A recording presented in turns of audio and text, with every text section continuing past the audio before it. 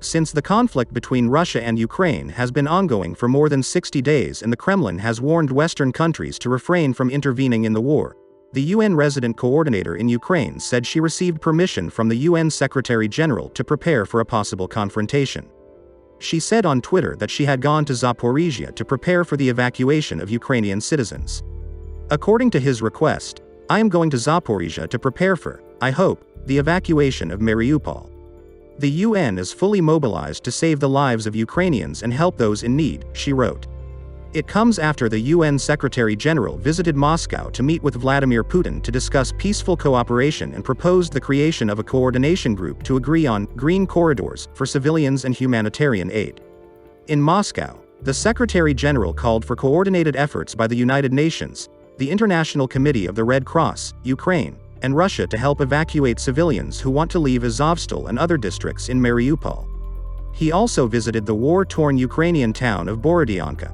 He condemned the ongoing war, calling it absurd and evil, and expressed his condolences to the families of the dead. Speaking to reporters, the UN Secretary-General said, "I imagine my family in one of these houses, now destroyed and black.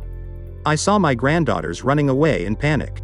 As the war continues for the third month, claiming thousands of lives, Kyiv has acknowledged that Russian forces are making progress in the east, seizing several villages in the Donbass.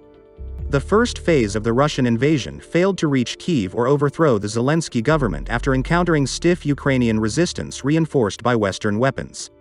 Since then, the campaign has refocused on capturing the east and south of the country, while increasingly using long-range missiles against western and central Ukraine. Ukrainian Defense Minister Alexei Reznikov admitted that the country faces an extremely difficult week, as Moscow tries to inflict as much damage as possible. The Russian Defense Ministry said Thursday that its forces destroyed 2 weapons and ammunition depots in eastern and southern Ukraine using high-precision missiles overnight.